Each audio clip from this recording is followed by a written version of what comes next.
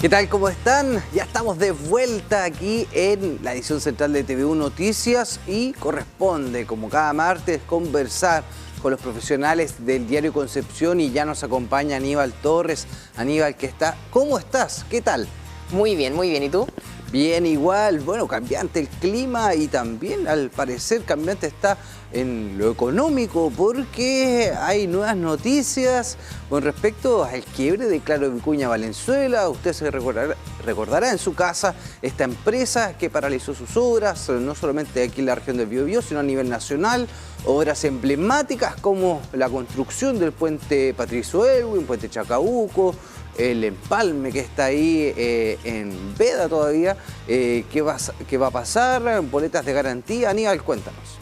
Bien, suena hasta un poco reiterativo porque es un tema que hemos tratado bastante sobre la quiebra de Claro Vicuña Valenzuela y podemos ver que tiene muchas, pero muchas repercusiones, ya sea en el Gran Concepción y también en la región del Biobío, porque a más de 2.300 millones de pesos asciende el monto de un conjunto de boletas de garantías que habría emitido la quebrada constructora ahora para garantizar de alguna forma, vale la redundancia también, el cumplimiento de los contratos que había establecido con el MOP, con el gobierno regional y también con el Servio. Hay que mencionar que son alrededor de 20 boletas y a estas mismas también se suman otras pólizas de seguros que hacen que aumente mucho más este monto. Dentro de lo que se había generado sobre el posible cobro que podía realizar tanto el gobierno regional como el MOP y el Servio, la liquidadora, la abogada liquidadora de la constructora, María Red, solicitó al Juzgado Civil de Santiago que se detuviera o se suspendiera el pago de estas boletas para pasar a una audiencia de resolución de controversia con cada una de estas entidades. O sea, para que lo tengamos claro, cuando la empresa, ¿cierto?, asume un proyecto, el Estado, en estos estamentos gubernamentales como es el Servio, el MOP también y el gobierno regional, claro, les solicitan dinero, pero este dinero es por un cierto plazo y tú tienes que cumplir esa meta. Situación que no ocurrió, se declararon en quiebra, entonces esos dineros están y esas boletas de garantía, en la lógica que entendemos, se deberían devolver, pero esto va a entrar a una discusión. Claro, la solicitud que hace la abogada es que generaría mayores problemas de insolvencia dentro de esta liquidación que se realiza de la empresa constructora, la liquidación voluntaria que hizo la firma. Y también va de alguna forma mostrando la numerosa cantidad de proyectos que tenía la constructora acá en la región del Biobío. Desde el Servio constataron que anterior a que se declarara el quiebre, ellos ya habían de alguna forma solicitado que se cancelara el contrato, porque habían visto ya falta de solvencia, habían visto también abandono de obras, entonces ya habían pedido de alguna forma el cobro anterior a estas boletas. No habían esperado necesariamente que se declarara la quiebra.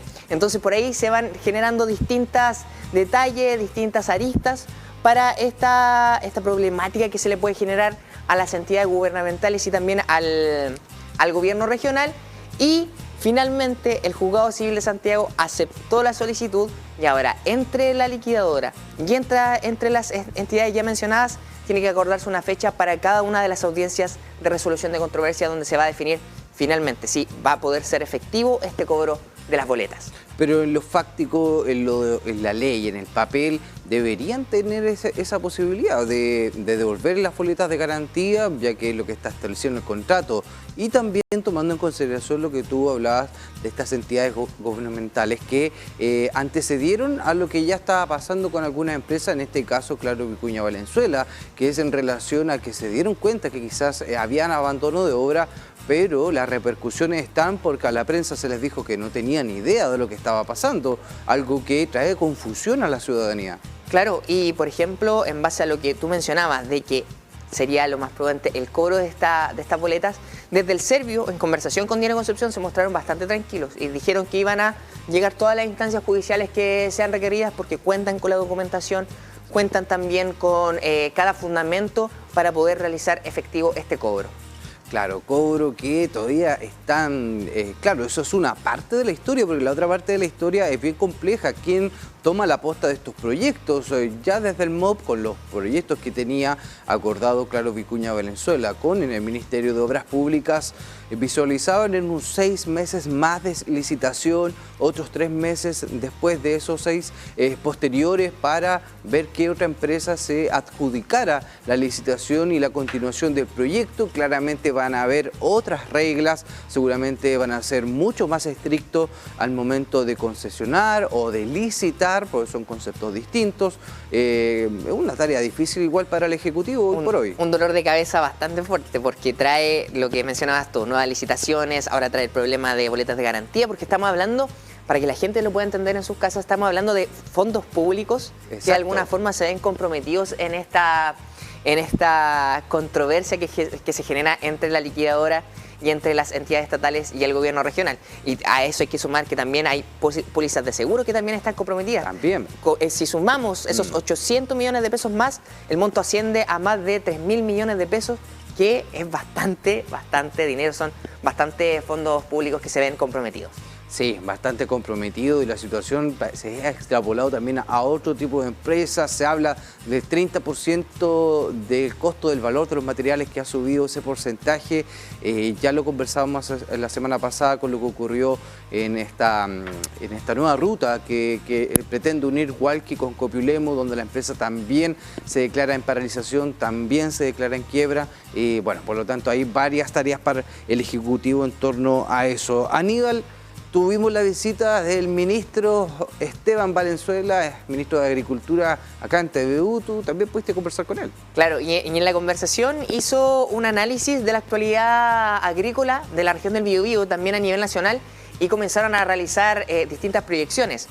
Está el escenario de la recesión para el próximo año, recesión económica, donde el país va a presentar casi en el mes de junio, julio, va a presentar un nulo crecimiento, pero el ministro hizo la excepción diciendo que la industria agrícola va a crecer un 3%.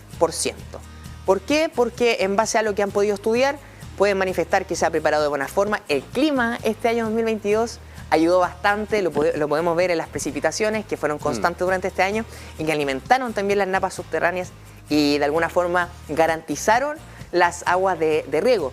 Hay otro análisis que también realizó el ministro de Agricultura respecto al censo agrícola y forestal del año 2021, porque se generaba también controversias entre productores, y lo que finalmente salió en este informe elaborado por el INE, donde por ejemplo en la región del Biobío estuvo alrededor del 26% de no respuesta, un margen bastante amplio para una región agrícola y forestal bastante importante dentro de la cadena productiva de nuestro país. Sí, pero hay que considerar igual varios factores con respecto a esos anuncios que esperamos que se concreten. De hecho, donde tú mismo estuvo el ministro Esteban Valenzuela abogando también por la situación de las tecnologías que tienen que ocupar los empresarios agrícolas, que tienen que mejorar su uso de tecnología, incorporar nuevas herramientas para así dar mucha mayor eficiencia al mismo trabajo agrícola, porque claramente por ahí va y fue muy crítico. Usted lo puede revisar en tv.cl, la entrevista que le realizamos al ministro, y claro, él fue bien crítico con el uso de tecnología que tiene que estar presente, que tiene que estar actualizada, porque la crisis hídrica es grave y lleva el racionamiento de agua en algunos sectores. Ya lo hemos hablado varias veces acá en la región del Biobío, tuvimos la mala experiencia en un sector de Yumbel, pero claro, o sea, es importante hacer ese énfasis. Y también, Aníbal, la relación que hay con el reciente paro de los camioneros, porque el Servicio Nacional Agrícola también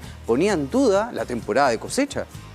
Claro, por ejemplo, lo que mencionabas tú respecto a esta tecnología e innovación, manifestaba a través de la conversación que sostuvimos como Diario Concepción, que la agricultura ya no se mide por la cantidad de hectáreas de siembra, sino que se va midiendo por la cantidad de insumos, de productos que va la redundancia, produciendo temporada tras temporada. Y respecto también a lo que generaba el paro de camioneros, cuando visita acá la región del Biobío para entregar los datos del informe de mejores alimentos de temporada, hubo una seguridad por parte del secretario de Estado diciendo que iba a ser la mejor temporada de fruta del país.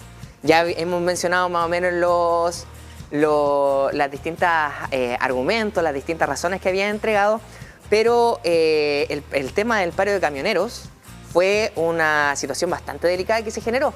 Hay que mencionar que los distintos locatarios de la Vega Monumental, donde visitó el ministro, ya iban mencionando sobre desabastecimiento, que estaban con productos de alguna forma limitados. ¿Por qué? Porque nosotros consumimos tomate que se viene directamente desde Arica, papa que viene desde Cañete, por ejemplo, y que van necesitando distintas vías de transporte, por lo cual el paro de camioneros fue un punto de inflexión bastante y había que tenerle bastante atención. ¿Por qué? Porque las consecuencias que podía traer iban a ser de alguna forma fatales. Sí, bueno, considerar de que, claro, en la visita al ministro, todos estos estudios fue antes del paro de los transportistas, o sea, y bueno, de los descolgados también, de que se dividió, ¿cierto?, esta movilización de las empresas transportistas, de los pequeños y pequeñas empresarias del transporte, y claro, el panorama cambia radicalmente con lo que ocurre, porque se habla de desabastecimiento en Santiago.